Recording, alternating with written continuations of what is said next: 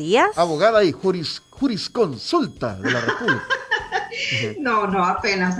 Buenos días, muchísimas gracias, Diana, muchísimas gracias, Tony.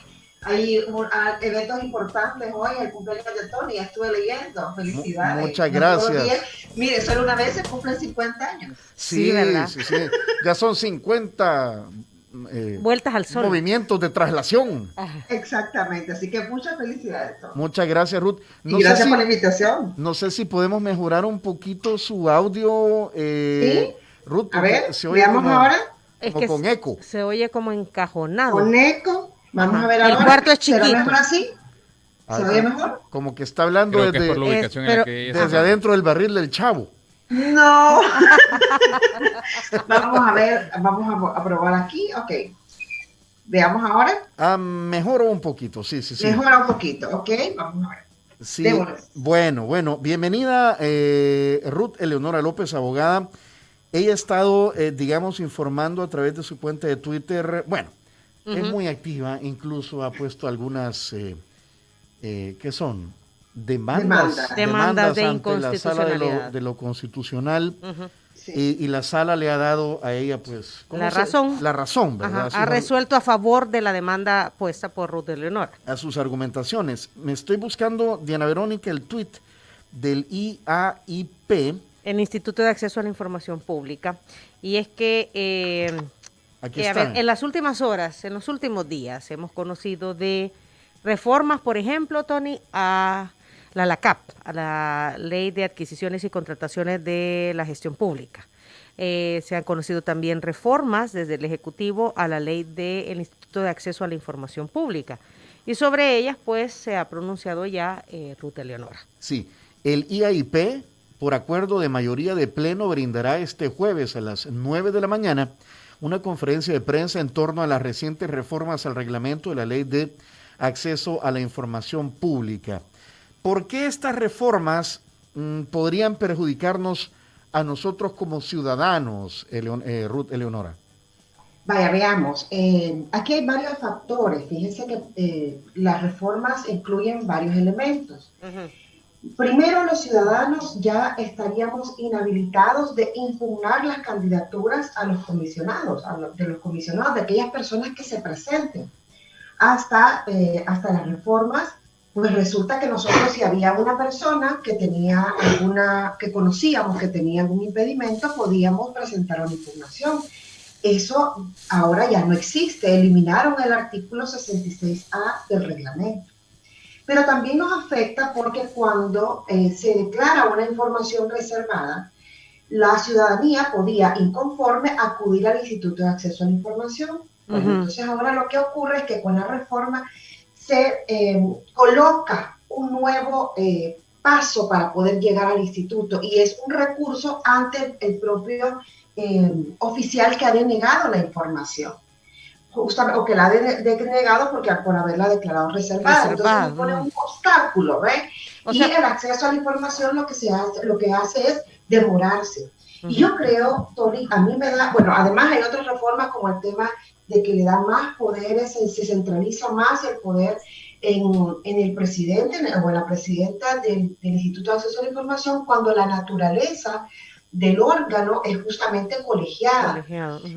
O sea, una cosa es las funciones administrativas que pueda tener, y además como la representación que elemental la tiene que tener el presidente o la presidenta de la institución, y otra cosa es la naturaleza colegiada de las decisiones que se adoptan. Y yo creo que esto es un tema bien importante porque refleja justamente el carácter presidencialista, es decir, el carácter vertical que se le quiere imprimir a instituciones de control. ¿Por qué? Porque en la medida en que usted tiene el control sobre un titular, entonces ya usted puede controlar la acción o la forma en la que se va a operar a partir de esa institución. Y yo creo que ahí es donde hay que ponerle bastante ojo, ¿verdad? Ok, vayamos pasito a pasito, Ruth Eleonora, para poner las cosas en su verdadera dimensión. A ver, lo primero que tú señalabas es que ya no se puede impugnar la elección de un comisionado por parte de una persona de la sociedad civil, llámese Tony, Ruth Eleonora o Diana Verónica. ¿Quién sí puede impugnar o puede decir no estoy de acuerdo con esa persona que ha sido electa? Bueno, lo que pasa es que hoy habría que esperar que termine el proceso para iniciar un proceso contencioso administrativo, por ejemplo, en contra de la elección. Pero ya no hay una fase interna dentro del proceso donde usted, cuando usted conozca quiénes son los candidatos, decir, no, bueno, mire, esta persona no cumple estos requisitos, no cumple estos otros, y voy a intervenir, voy a presentar un recurso. Que actualmente sí se podía. Exactamente, okay. Actualmente se podía. Y un ciudadano puede decir, miren, esa persona no aplica, ajá, está relacionado con el gobierno, tiene vínculos. O está acusado de tal cosa, o se le investiga por tal otra. Y entonces no es correcto que sea un comisionado del Instituto de Acceso a la Información Pública. Y eso se hacía en el momento en que se estaba promoviendo a esta persona para ese cargo, ¿ok? Exactamente. Es más, le voy a apuntar una cosa. Ajá. Se elimina un requisito en el reglamento que antes decía una declaración jurada. Una declaración jurada en el que la persona que se postulaba decía que no tenía vínculos, etcétera, que cumplía con todos los requisitos que está establecida en la ley. Ajá. Pues resulta que ahora esa declaración jurada ya no existe. Y alguien me pudiera decir, pero mire, ¿y para qué una declaración jurada? Bueno, una declaración jurada, primero uno se compromete, ¿verdad? Cuando uno hace una declaración jurada, justamente porque está jurando que está diciendo la verdad, ¿verdad? Y está declarando que no tiene vínculos, etcétera, etcétera. Bueno, yo no sé si ustedes se acuerdan del caso de la directora del Instituto Salvadoreño del Seguro Social cuando apareció la noticia de que ella había tenido vínculos con farmacéuticas. ¿Cómo no? Y había una noticia, una nota periodística que decía que ella tenía una declaración jurada que había dicho que no tenía una vinculación. Entonces, justamente cuando hay una declaración jurada, un documento donde hay un compromiso, porque si no usted está dando datos falsos, ¿verdad? Está dando una información con la que después podría tener repercusión sobre su propio actuar y sobre la toma de decisiones, porque no entiendo por qué quitar esa declaración jurada, o sea, es como ilógico, ¿verdad? Sí, porque quita parte de la persona que tú sos para postularte a ese cargo, vaya. De la transparencia justamente del postulante. Ajá. Y yo tengo esa experiencia, yo la viví porque en el año 2018, 2018, y yo inicié el proceso, decidí participar en el proceso de la postulación para los comisionados del Instituto de Acceso a la Información. Hubo entrevistas públicas, hubo eventos públicos, nos preguntaban, etcétera. Se organizó, si mal no recuerdo, se hizo en el anfiteatro de la Asamblea Legislativa, en la Casa Dueñas, pues en el Centro Cultural, ahí se montó, ¿verdad? Organizaciones de la sociedad civil llegaron, bueno, etcétera. Y en ese caso, por supuesto, la decisión la tienen que tomar, en mi caso me postulé por las organizaciones profesionales, la toman las organizaciones porque son las organizaciones las que deciden, ¿verdad? Las que presentan la terna al presidente. Exacto. Entonces, y hay que presentar todos esos requisitos, pues, y el tema es que uno tiene que tener la suficiente acreditación y transparencia para poder presentar y justamente decir, miren, yo no tengo este vínculo, yo cumplo con todos los requisitos, etcétera. Okay. Entonces, este tipo de cosas, y justamente la ciudadanía tiene que estar atenta a cuando no se cumple, pues entonces poder impugnar. Pero ahora eso ya no se puede en esta fase del proceso. En esto que hizo el presidente, porque es una reforma al reglamento de la ley de la elección de los miembros del Instituto de Acceso a la Información Pública. Raúl de Leonara, lo otro que tú mencionabas es que ya ahora tampoco se va a poder demandar por información reservada a la institución, sino que primero tendrá que ser al oficial de información pública. Entonces lo que hace es que agrega un paso más. Exactamente, hay un recurso de apelación donde el ciudadano va a expresar su inconformidad de por qué le han reservado la información.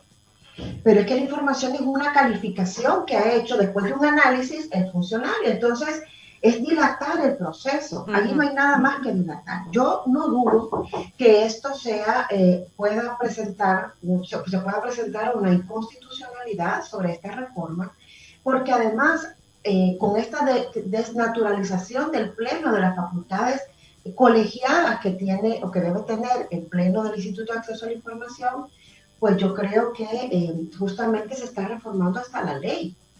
y esto es algo que no prevé, la naturaleza de la ley y la creación del pleno con todas las dificultades que pueda tener la ley, porque yo creo que hay muchas cosas que son mejorables en la ley de acceso a la información pública, pero que bajo ningún concepto puede haber un retroceso a partir del reglamento. Hay una demanda que presentó Eduardo Escobar de Acción Ciudadana en el 2017 por unas reformas que se le hicieron desde el presidente, porque es el que tiene la facultad, según la ley, para modificar el reglamento. Una de las modificaciones, por ejemplo, fue que se puso esta impugnación que podía operar sobre los candidatos. Es decir, en el 2016 fue que se puso esa posibilidad. Sin embargo, Acción Ciudadana, y muy bien hecho, reclamaba de que si era el presidente el que tendría la facultad o que debiera tener las facultades de control y de regulación de un órgano que esencialmente le controla a él, ¿verdad? A él, digo, en la presidencia de la República, el Ejecutivo, pero también a otras instituciones del Estado. Estamos hablando también de la Asamblea Legislativa, de la misma Corte de Cuentas. Ahí opera un control, lo que se denomina un control interorgánico, es decir, cada institución desde sus competencias puede incidir uno sobre otro en el control. Entonces, si el presidente es el controlado, por ejemplo, entonces lo que va a querer es que no lo controlen. A ver, Rosa Leonora, pero si el objetivo de la Ley de Acceso a la Información Pública y del mismo instituto es transparentar la actividad pública, la actividad de los órganos de Estado, entonces el presidente puede reformar el reglamento. ¿No tendría que haber un proceso de...? Sí, realmente debe haber un proceso de consulta y de participación. Mira, Diana, yo creo que algo se había avanzado con respecto a estos temas. Es decir, yo recuerdo, y ustedes pueden buscar las notas periodísticas del 2016, yo me interesé mucho justamente en ese proceso porque como me postulé en el 2018, pues lo estudié, ¿no? A ver qué es lo que había atrás. Y el tema es que a través de un reglamento, uno no se puede limitar, para empezar, ¿verdad?, los derechos de la ciudadanía. Eso creo que tiene que quedar claro. Lo segundo es que a través del reglamento podría ser una forma de tratar de controlar y de limitar y restringir el derecho al acceso a la información, exactamente como ha ocurrido, como usted está señalando. Y desafortunadamente, yo creo que esto no es una acción aislada, porque hemos visto de manera reiterada cómo desde el Ejecutivo se ha tratado de intervenir en un órgano que está funcionando, porque además el Instituto no solo ha funcionado sobre el Ejecutivo, también ha funcionado sobre la Asamblea Legislativa. Yo recuerdo, por ejemplo, en el caso de cuando Sigfrido Reyes no dio, en su gestión, no dio los asesores, ¿se acuerdan? Eso fue un escándalo, es decir, él dijo que no dio esa información, que había que preguntarle a la gente, etcétera. Y eso fue un proceso que llegó hasta la Corte Suprema de Justicia, porque Yair dijo, hay que dar esa información, porque los asesores son servidores públicos y se pagan con fondos públicos. Y no solo, insisto, ha tenido diferencias en Yair como órgano de control contra el Ejecutivo, sino también con la Asamblea, pero también con la misma Corte Suprema de Justicia con el tema de probidad. La Corte ha demandado al Yair ante la Cámara justamente porque el Yair ha considerado que deben ser públicas las declaraciones de probidad, o sea, las versiones públicas de probidad deben ser puestas a conocimiento de todos nosotros. Entonces, lo que quiero decir es que el Yair es un órgano de control que ha funcionado. Y no solo la tienen contra el Ejecutivo, ¿verdad? Es que el presidente, pobrecito. Pero además, miren, si nosotros tenemos que agradecer la transparencia es un antídoto contra la corrupción. Pues sí. Y si nosotros no nos apropiamos de la transparencia como ciudadanos y como servidores públicos, lo que estamos haciendo es simplemente cerrando los ojos ante la realidad. Mire, yo creería que un buen gobierno, estamos hablando de gobierno no central, no gobierno, estamos hablando de gobierno. El gobierno es todos los órganos del Estado, exacto. Exactamente, estamos hablando de que un buen gobierno y un buen liderazgo dentro de las instituciones gubernamentales, pues debiera ser justamente líder o lideresa de la transparencia, porque le permite a la ciudadanía, sin siquiera requerirlo, si nosotros no tendríamos que estar haciendo solicitudes de información, eso es información, en muchísimos de los casos, información oficiosa. Pero hay una resistencia a la transparencia, porque es como cuando quieren entrar a nuestra casa a ver, todos podemos tener desorden, me explico, ¿qué es lo que hacemos? Va a venir visita, pues entonces más o menos arreglamos. Es natural que ante vamos a decir, una invasión de la privacidad, en el sentido de que van a llegar a revisar, pues uno quiera tener las cosas al menos aparentemente bien. Pero si el ejercicio público es ordenado, porque es con fondos públicos, porque además una cosa es las contrataciones que debemos estar vigilantes, que se hagan bien, a quién se le dieron, cuál fue el procedimiento que se siguió. Pero si usted contrata amigos, si usted contrata, si usted lo que hace es favorecer a una persona o a un grupo familiar, pues entonces definitivamente no va a querer que le revise. Ahora, es muy mala señal, ¿ves? Sí, es muy mala señal. Robert de Leonora y Tony, pero el presidente Nayib Bukele, dentro de su estrategia de campaña, fue decir que iba a combatir la corrupción. O sea, una de sus promesas fue combate a la corrupción. Entonces, y justamente, mire, Diana, eso es un punto importantísimo, la coherencia. O sea, es uno de los elementos que creo que, y hay personas que conozco que son servidores públicos, no de ahora, sino de años, que uno de los elementos que más les ha impactado durante este año es justamente la falta de coherencia. Porque si usted, ¿cómo le digo? Su eslogan de campaña, toda su estrategia es justamente de que antes robaban, de que la corrupción, porque eso fue un punto importantísimo. Entonces, con mayor razón, no hay por qué oponerse a la transparencia.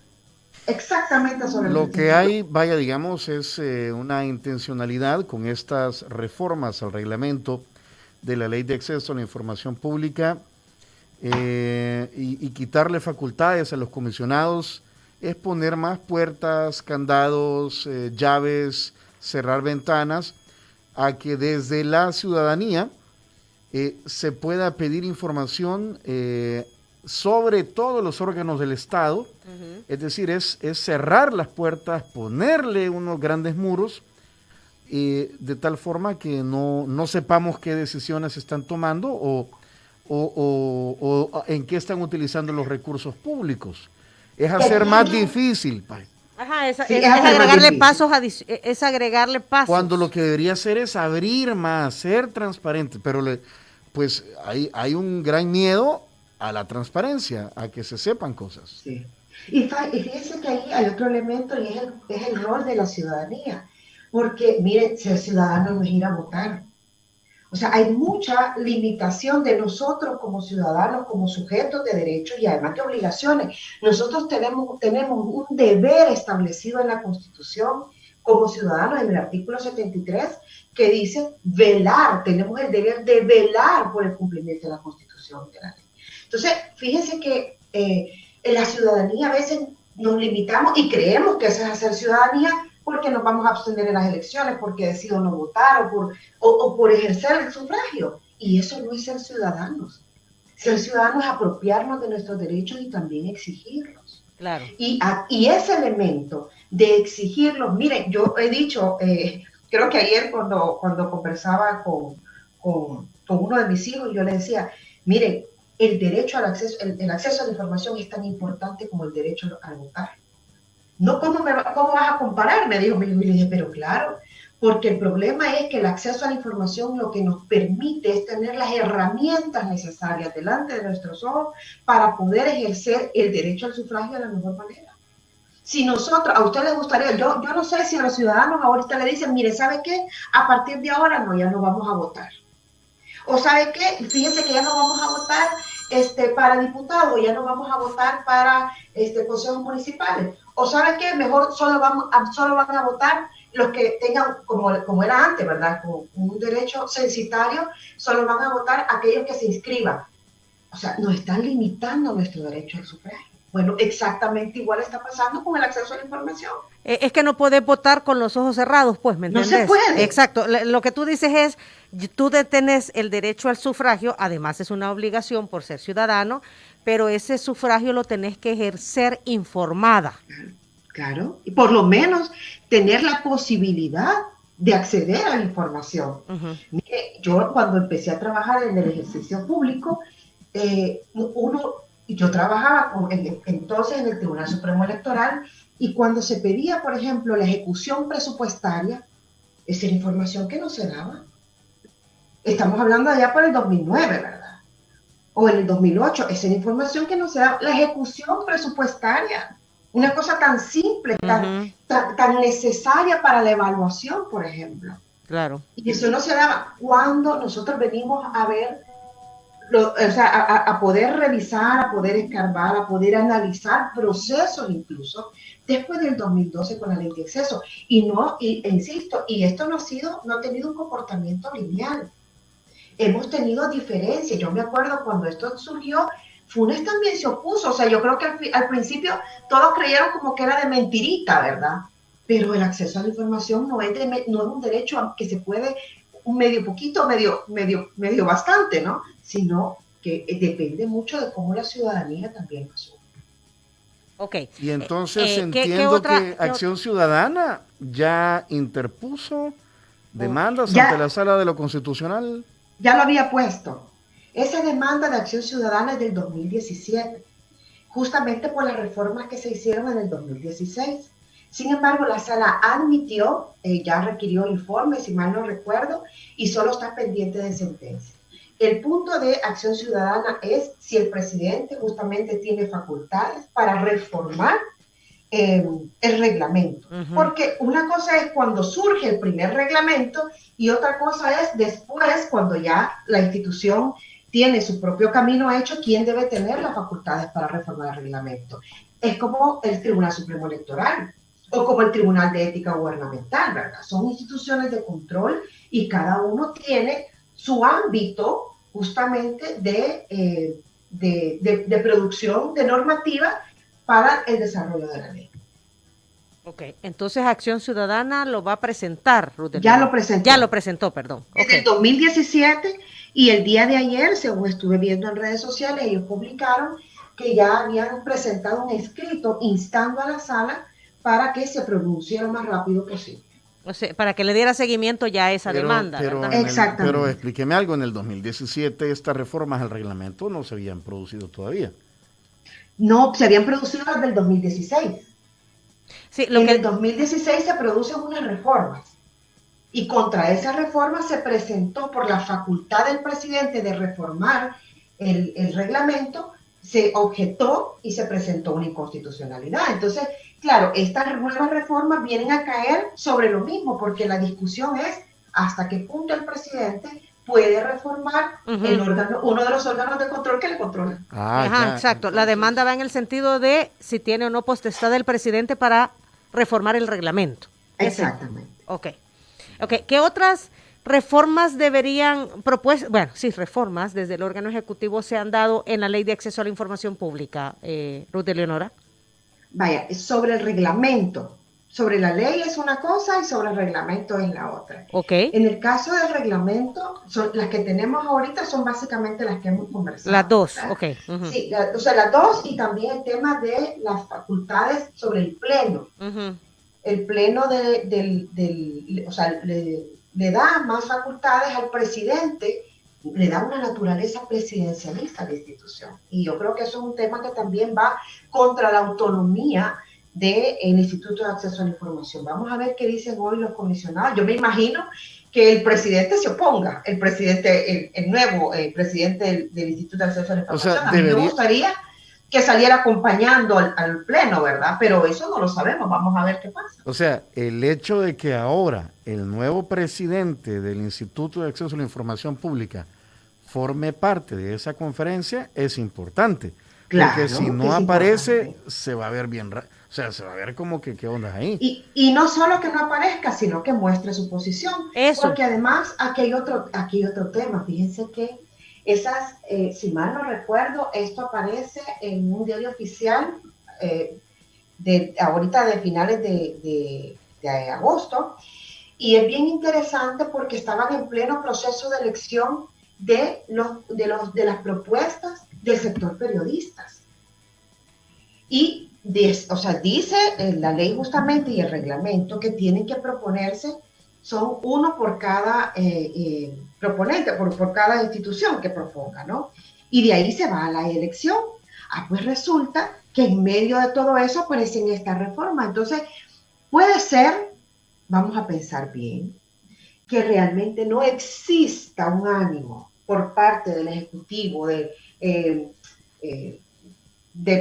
aplacar, ¿verdad? Entorpecer.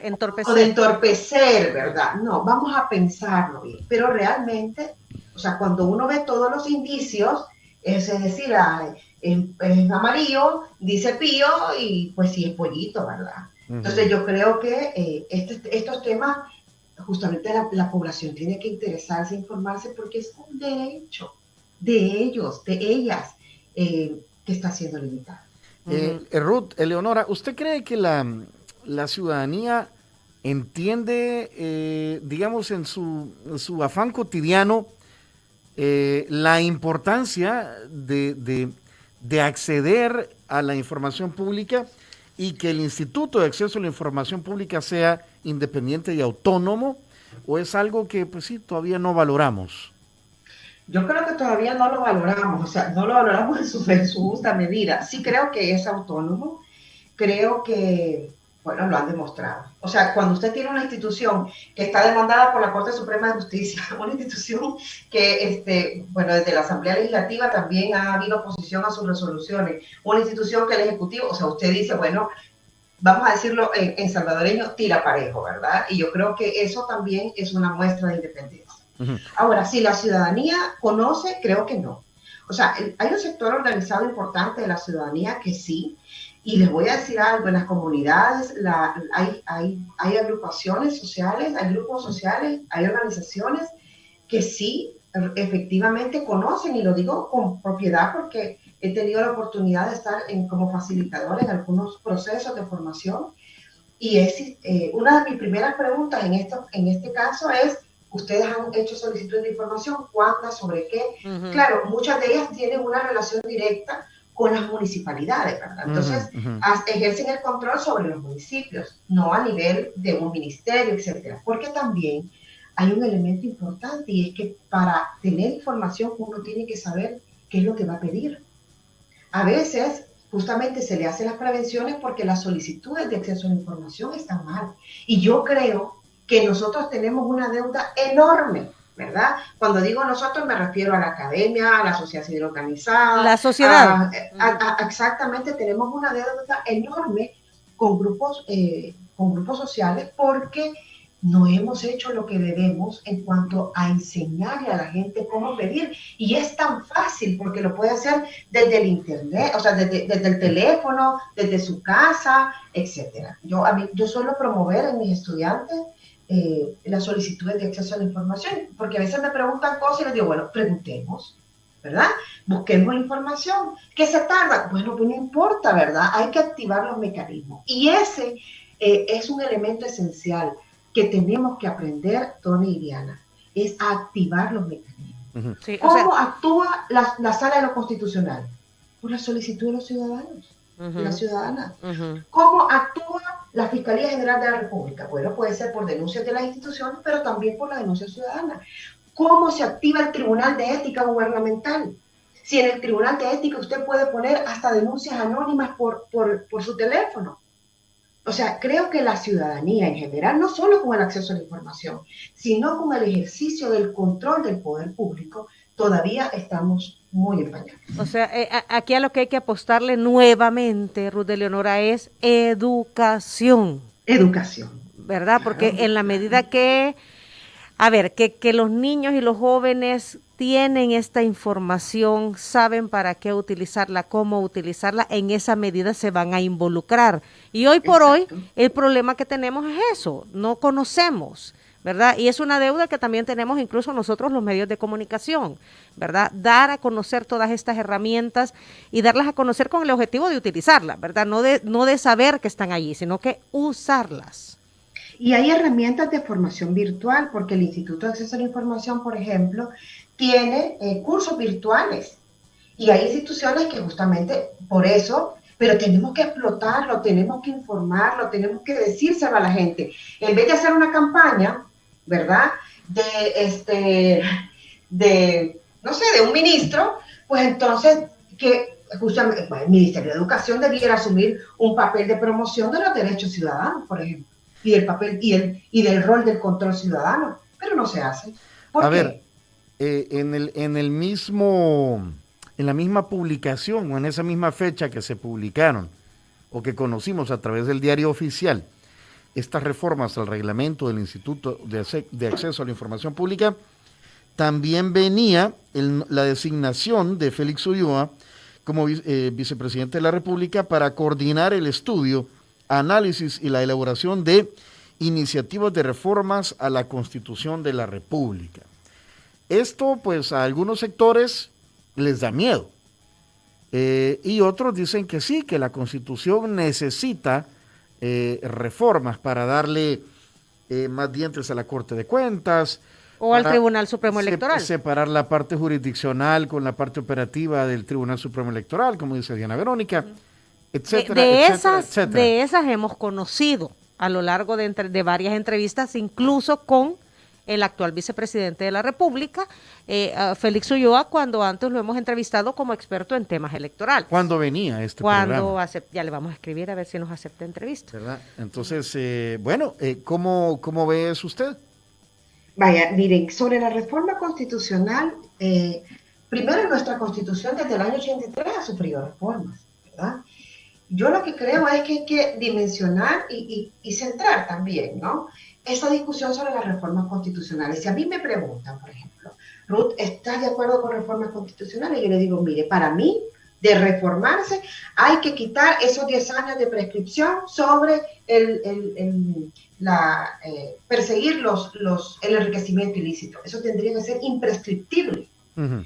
¿Cuántos años no se tardan desde que empiezan a investigar, desde que se le da seguimiento, etcétera? Para mí, eso es un tema que debiera modificar. O sea, y hacerlo imprescriptible. O sea, hacer imprescriptible significa que no hay tiempo de 10 años, sino que sea siempre, o sea, que quede abierto. Exacto, que siempre se pueda perseguir el enriquecimiento ilícito. Ajá, el delito del enriquecimiento ilícito. Uh-huh. Vale, eso es un tema que para mí debiera reformarse. Uh-huh. Otro tema, hay que incluir el derecho al agua.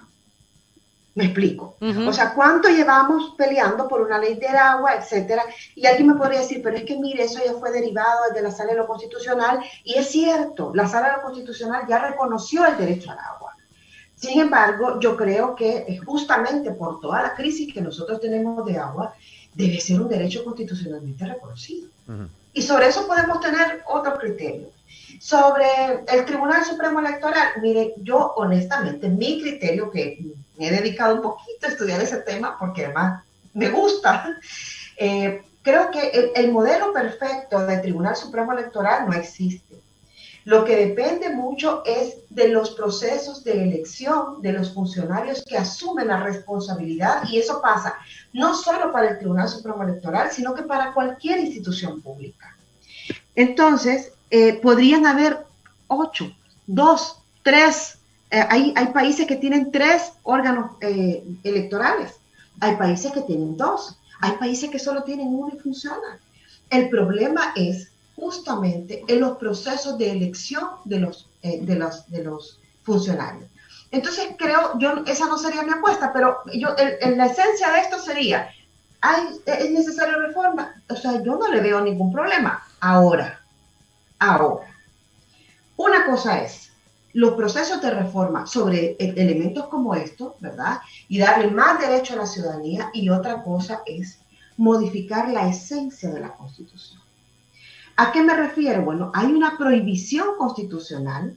Ayer yo oía al secretario jurídico y decía que esos no eran temas que se iban a tocar. Bueno, qué bien, ¿verdad? Si no está en su perspectiva, porque evidentemente ya él conoce algún proyecto, porque si no, no dijera que esos son temas que no se van a tocar.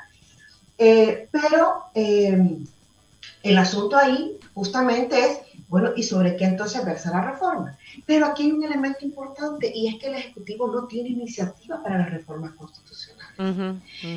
Esa iniciativa los constituyentes la dejaron reservada para 10 diputados. Y todo, como también he dicho yo, ¿verdad? Bueno, igual puede ser los 10 diputados de gana que asuman, es perfecto, pero la facultad es de los diputados, no es de un nombramiento o de un designado o de alguien que coordine y menos desde el Ejecutivo. Eso lo podían haber hecho dentro de su fracción. ¿Por qué? Porque dentro de la fracción tienen que pasar por un proceso de iniciativa. Hay una construcción que le corresponde a la Asamblea Legislativa, no al Ejecutivo. Ruth Eleonora, por tanto, yo creo que pudiera ser inconstitucional. Pero vaya, poniéndolo en la práctica, vaya, la iniciativa debe ser de al menos 10 diputados miembros de la Asamblea Legislativa. Ok, y entonces la iniciativa lo que haría es decir a la Asamblea, hay que hacer análisis para ver si la Constitución de la República necesita reformas y a partir de ahí conformar como un equipo, ¿verdad? Va. Ok, con notables en temas constitucionales para efectos de analizar debidamente la Constitución de la República. Pero por el otro lado podríamos ver, y lo pregunto, bueno, ¿y qué tal si desde el órgano ejecutivo se crean ellos como una actividad establecida como parte del órgano ejecutivo de hacer un análisis, invitar a expertos, de acuerdo a lo que he leído, el vicepresidente de la República puede llamar a expertos, conformar un equipo de expertos en temas de la Constitución de la República para efectos de hacer los análisis necesarios y estos insumos entregarlos a la Asamblea Legislativa y que sea la Asamblea la que decida si abre un estudio y tomar en cuenta estos insumos. Es que así es un poco lo que ha planteado. Pregunto yo, ¿esto es viable? O sea, sin infringir reglamentos o potestades. Yo creo que ahí habría que remitirse a la sentencia 7/2012 de la Sala de lo Constitucional que justamente estableció los pasos para las reformas constitucionales. Y uno de esos pasos es justamente esta fase de la iniciativa, que además tiene que ser creada desde la Asamblea Legislativa, desde los diputados. Y una cosa es esos insumos que los podemos dar cualquiera de nosotros, es decir, yo puedo llegar y decir, mire, yo quiero una audiencia, mire, fíjense que yo tengo estas ideas, ¿verdad? Y los diputados tendrían que dar iniciativa, etcétera. Y otra cosa es justamente cómo está redactado el acuerdo, porque es que yo no entiendo cómo teniendo tanto abogado hacen cosas tan estos entuertos defectuosas, es que son ad honorem. Quizás, ¿verdad? Por eso, entonces no le presta mucha atención. Pero el asunto es que ahí dice que es formular una propuesta, ¿verdad? Y yo creo que, por eso les decía, creo que puede ser sujeto de alguna demanda de inconstitucionalidad, pero aquí viene un elemento importante, Diana, y yo creo que hay que fijarnos justamente los tiempos en los que estamos y de qué estamos hablando. Porque a mí me llamó mucho la atención que ese acuerdo se publicara. O sea, ¿cuál es la intención de publicar ese acuerdo? Porque yo puedo delegar a alguien y decirle, mire, hagamos esto, ¿verdad? Y otra cosa es darle toda una investidura institucional y allí es donde ya este tipo de cosas hay que ponerlas sobre la mesa. Hay que leer entre líneas. Hay que leer entre líneas, ¿sí? Vale, entonces, este proceso que ha dicho la sentencia, la 7/2012, empieza con la iniciativa, justamente, pero además después de eso tiene que haber un dictamen dentro de una comisión. Un dictamen que tiene que sacarse con la mayoría, justamente, de la comisión. Ahí hay un primer control. Después viene una fase, que es la fase justamente de diálogo, cuando se lleva al pleno, antes de llevarse al pleno, y la aprobación en el pleno del acuerdo de reforma constitucional. Ese acuerdo de reforma constitucional tiene una fase informativa posterior. O sea, ese acuerdo de reforma se aprueba con 43 votos. Y una vez que está aprobado, tiene que ser, según la resolución 7/2012 y la 33/2015, tiene que ser previo al inicio de la campaña electoral. porque lo que ha dicho la Sala de lo Constitucional es que una vez que se emite ese acuerdo, hay que dárselo a conocer a la población. ¿Por qué hay que dárselo a conocer a la población? Porque la población debe conocer en campaña cuál es la posición de las personas por las que va a votar. Es decir, a mí me interesa saber cuál es la posición del candidato X sobre el derecho al agua, si ese fuera el caso, ¿verdad? Claro, claro. ¿Cuál es la posición del candidato Y sobre, vamos a decir, la separación de funciones del Tribunal Supremo Electoral, si también fuera el caso, etcétera? Sobre cualquier reforma. Y esa fase informativa, ha dicho la Sala, la ha equiparado con la fase con el periodo de la propaganda electoral, que en el caso de los diputados empieza el 27 de diciembre. Por tanto, tendría que ser antes del 27 de diciembre que ese acuerdo de reforma constitucional estuviese. Y después viene otra fase, ¿verdad? Porque ya una vez que se informa a la población, etcétera, se vota, asume la nueva asamblea y con la nueva asamblea empieza la siguiente fase que ya viene la ratificación, etc. Hay dos momentos en que la Sala de lo Constitucional puede controlar toda esta primera parte. La primera es justamente sobre el acuerdo, ¿verdad? Por la falta del procedimiento, de que no se siga este procedimiento que les he narrado, es decir, sí, que no se informe a la población. Ya pasó en el 2015, justamente por eso se declaró inconstitucional ese acuerdo de reforma. Y aquí es bien importante porque tendríamos que tener 43 votos de los diputados actuales para que se apruebe ese acuerdo. Entonces, lo primero que hay que ver es de qué estamos hablando. O sea, qué tipo de reforma. Ya sabemos que en virtud de la Constitución hay un núcleo duro, es decir, hay un centro, es como la yema, ¿verdad? Que dice la Constitución que no puede reformarse. ¿Qué es lo que no se puede reformar? En la forma de gobierno, el sistema político no se pueden reformar. O sea, es decir, un sistema democrático, el pluralismo, tampoco se puede reformar el tema de la reelección, tampoco se puede reformar los controles. Porque justamente, si nosotros vemos qué cosa es la forma de gobierno, es el control que se ejerce, la relación, la manera en la que se ejerce una relación entre los diputados y el presidente del Ejecutivo y el Legislativo. Entonces, si el presidente quisiera decir, bueno, mire, ¿sabe qué? Vamos a quitar la interpelación. O mire, ¿sabe qué? Ya no quiero tener veto. Bueno, yo sé que no me va a pasar, ¿verdad? Pero pongo el ejemplo, pues esto podría ser también sujeto de una inconstitucionalidad porque va sobre el fondo, sobre lo que la Constitución ha dicho que no se puede hacer. Los famosos artículos pétreos. Exactamente, las cláusulas pétreas, que no solo es el artículo 85 de la Constitución, ¿verdad? Entonces, estos elementos yo creo que hay que tenerlos como bien claros. Y por último, creo que no solo los diputados actuales tienen una alta responsabilidad sobre qué se aprueba. O sea, por eso les digo, el tema de la reforma, ¿qué vamos a reformar? ¿Hay que incluir el derecho al agua? Incluyamos el derecho al agua. Sí. Tiene que ser reformado para la siguiente. Pero, ¿cuál es el contenido? ¿De qué estamos hablando? Ruth, Eleonora, si bien es cierto, la presidencia a través de esta publicación, ¿verdad? Que le da cierto carácter distinto, no es un nombramiento nada más, está dentro de los tiempos, aunque aquí dice la Constitución que una reforma únicamente puede ser propuesta por los diputados en un número no menor de 10. De 10, exactamente. Pero pueden este grupo de diputados no menor de 10 tomar estas sugerencias, esos insumos que de esta investigación. Para mí Félix Ulloa ya lo tiene bien claro, o sea, conocemos a Félix Ulloa, sí. Y él ya sabe lo que quiere. Es que por eso decía, con él hemos hablado en varias entrevistas sobre reformas a la Constitución de la República. Normalmente han estado relacionadas con el actuar de la Corte de Cuentas para darle más dientes, el Tribunal Supremo Electoral. Con el Tribunal Supremo Electoral para separar las actividades jurisdiccionales de la parte operativa logística. Pero podrían quererse otras cosas. Ya Félix Ulloa, yo creo que ya lo tiene claro, qué es lo que quisieran reformar.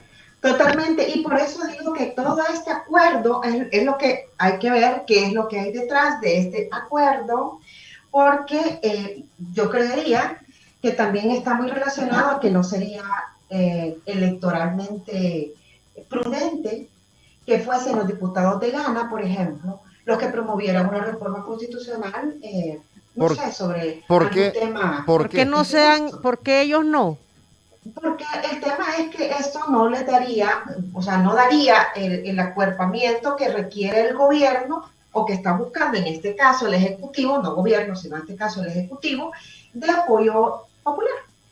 Entonces, creo que justamente ese es el matiz, ¿verdad? Y que lo que puede haber detrás de este acuerdo. Que también hay otros que han opinado que no es más que un centro para desviar nuestra atención sobre otros temas de mucha relevancia en el país en estos momentos, como la investigación de la Fiscalía sobre nexos con pandillas y etc. Aunque yo creo que lo que debemos de tomar en cuenta es que reformas a la Constitución de la República deben ser sumamente analizadas, deben tener el acompañamiento de la opinión pública, y no es una cosa que se va a tomar, no son decisiones que se deben de tomar en 2 meses, pues.